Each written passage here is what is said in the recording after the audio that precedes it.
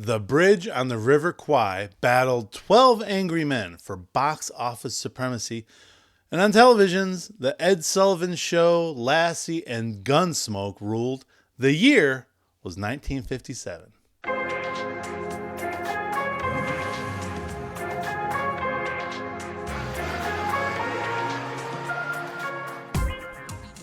Happy hobby. I'm David Gunnis. If you're a sports card collector and you're working with a limited budget, which most of us are, that's what this YouTube channel is for. So subscribe to this channel. That's what we talk about.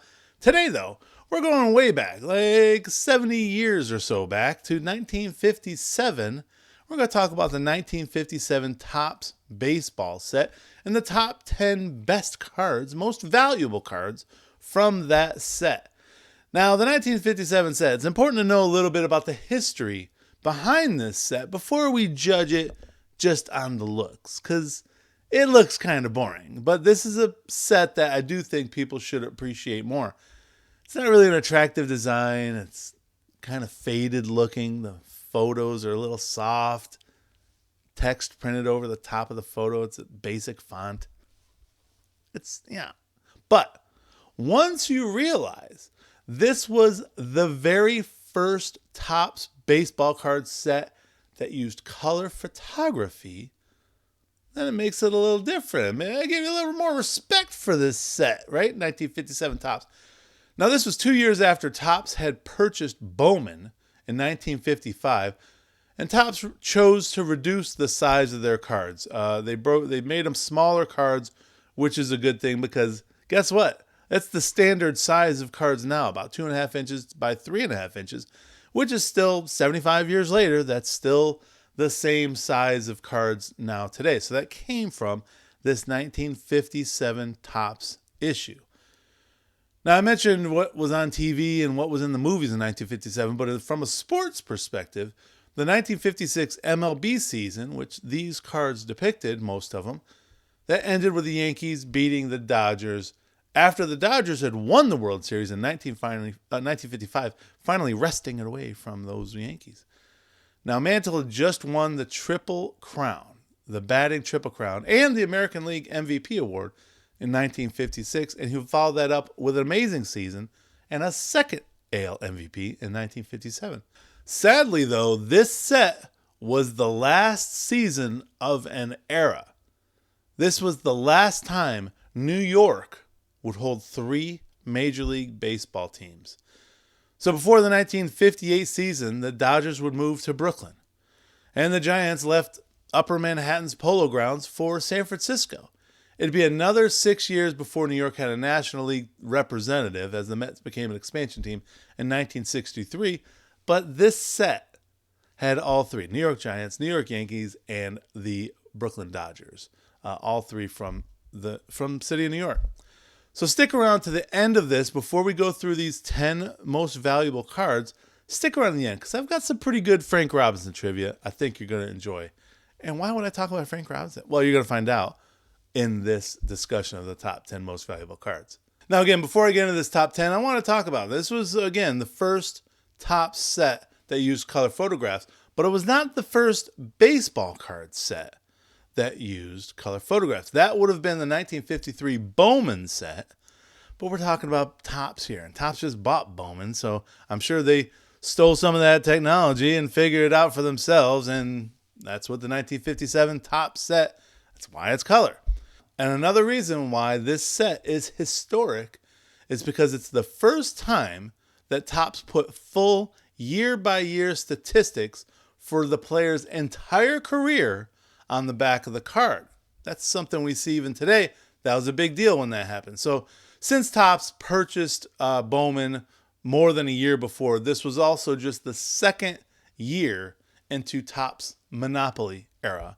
And they were the only show in town really for the next 23 years until Donruss and Fleer finally broke in 1981. It's also reported that in this set, Ed Fitzgerald was pictured on Jerry Snyder's card, number 22.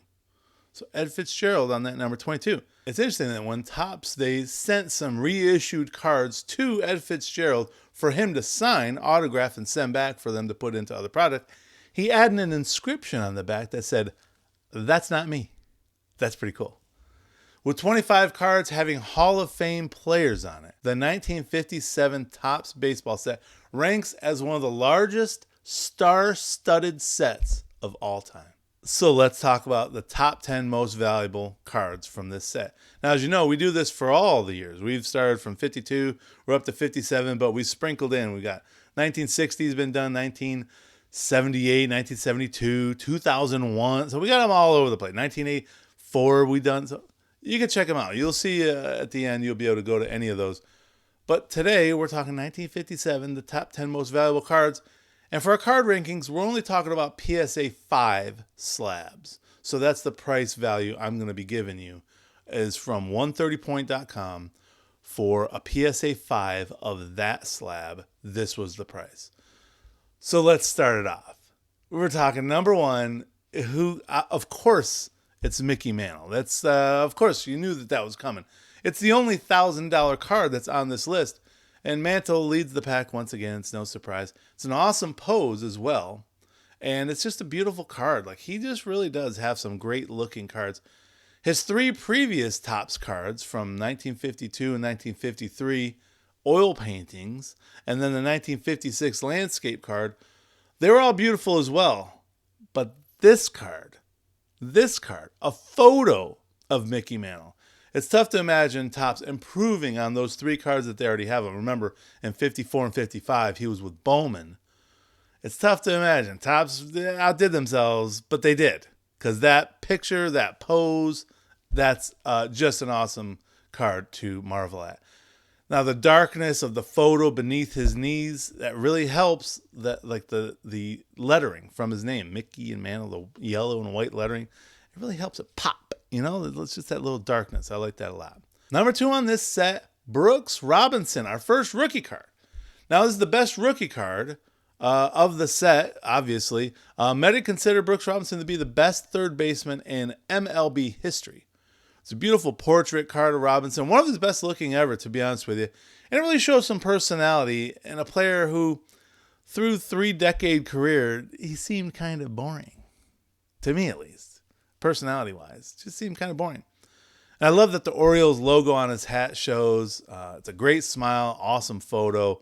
He just looks fun. He looks happy. With 16 gold gloves and 18 all-star appearances, Robinson ranks in a class of his own, yet his cards, much like his rookie counterpart, Frank Robinson, they're not too expensive. Outside of their 57 rookie cards, you can get the 2 Robinson guys pretty cheap in their next few card sets, the next few years.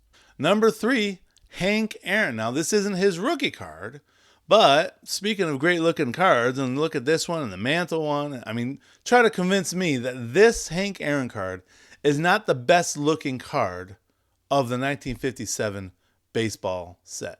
I think this is the best looking one, in my opinion. And that includes Mickey Mantle's, which I love.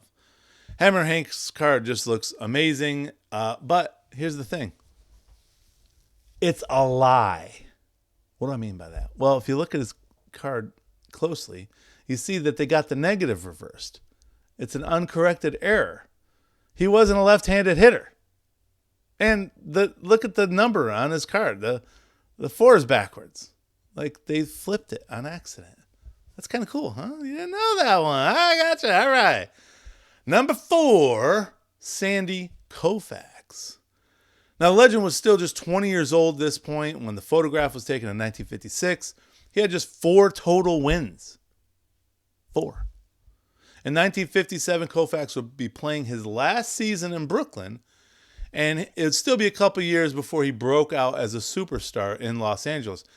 This card also stands out because it's Koufax's first vertical formatted card, which jumps out greatly next to his 2 horizontal cards from 1955 and 1956.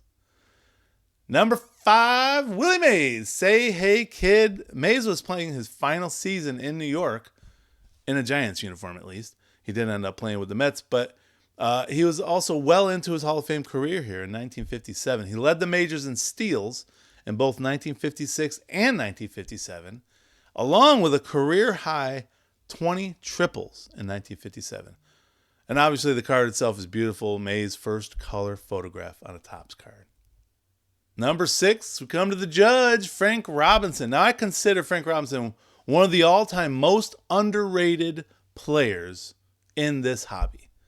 The fact his rookie card is available for under $500 and it lands 6th on this list with another rookie card ahead of him, to me that just blows my mind. Like Frank Robinson, he's one of the top 10 all-time in my opinion, as far as players from the 50s and on. Now remember how insanely good Mike Trout was in the first 5 years of his career? That's what Frank Robinson was early in his tenure with the Reds. He had more home runs than Mickey Mantle, more hits than Babe Ruth, and he was the first player to win the MVP award in both leagues, the AL and the NL. No one else had done it again until 2024 when Shohei Ohtani did it with the Dodgers and the Angels. Robinson broke the then rookie home run record of 38 home runs in 1956, beating the record set by Wally Burger in 1930 with the Boston Braves. Now, remember, I got some Frank Robinson trivia coming up in a little bit, so stay tuned for that. That's going to be good. Number 7, the Yankees power hitters, Mickey Mantle and Yogi Berra on one single card.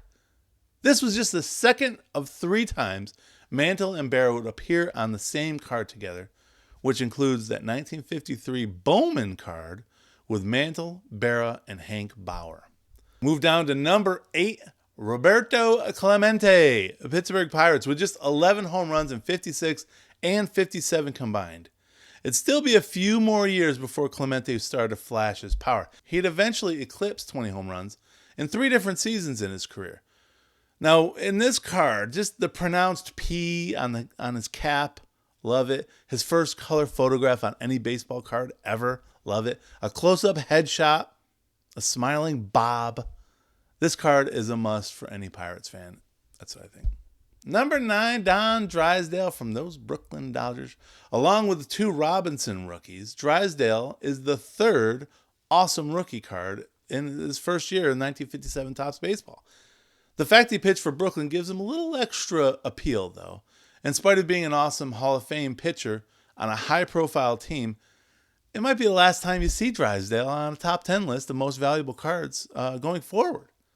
Now, a decade later, in 1968, Drysdale would throw 58 consecutive scoreless innings with the Dodgers, beating Walter Johnson's 55-year-old MLB record. That's something. Now, it'd be another 20 years before fellow Dodgers pitcher Orel Hershiser would break that record in 1988 with Drysdale in the broadcast booth. That's pretty cool. Now, during Drysdale's streak, he also threw an MLB record 6 consecutive shutouts. That's crazy. Finally, number 10 on the list of the most valuable 1957 Topps baseball cards, Ernie Banks, Mr. Cub. Now, while Banks' face is only partially seen here, it actually ends up being his first photo in a batting stance, which is pretty awesome. Most of the cards going forward, however, fall into the other great cards category for Ernie Banks, which is shocking for such an important player. Again, Ernie Banks, Frank Robinson, you can get their cards pretty cheap, which isn't cool because they're amazing. They should be more expensive, more valuable cards, in my opinion. Now, some other great cards to consider from 1957 Topps Baseball. Jim Bunning, the Detroit Tigers rookie card. Bill Mazeroski, his rookie card from 1957. That's in this set. Dodgers Sluggers card with Roy Campanella and Duke Snider on this. That's kind of like the Yankees one. Pee Wee Reese with the Brooklyn Dodgers. Eddie Matthews. Roy Campanella, again with the Brooklyn Dodgers. Now, this was the last card of Campanella from his active career. Rocky Colavito, Cleveland Indians rookie card. Duke Snider, Hall of Famer, and Whitey Ford, the Yankees Hall of Fame pitcher. All right, you waited. You waited and waited. You ready for the Frank Robinson trivia, right? Now, the judge, as you know, he was the first to do a lot of things, including be the first to be the MVP in both the AL and then again in the NL leagues. And he was the first black manager in baseball. But did you know that he's also the first and only manager of the year to also have been rookie of the year and league MVP? All 3 things. We'll even toss this nugget in. His 26 walk-off hits are an MLB record. Dude's pretty good. We like Frank Robinson. Get some Frank Robinson cards. Well, there you have it. There's my top 10 most valuable cards from 1957 Topps Baseball. Let me know what you think. I want to hear in the comments. Do you have any 1957 Topps Baseball? I don't have any. I need to get some. I need to work on that. Let me know if you got any. Let me know who you got, who you're going to get. Let me know in the comments. Whatever you do, make sure you have a happy hobby.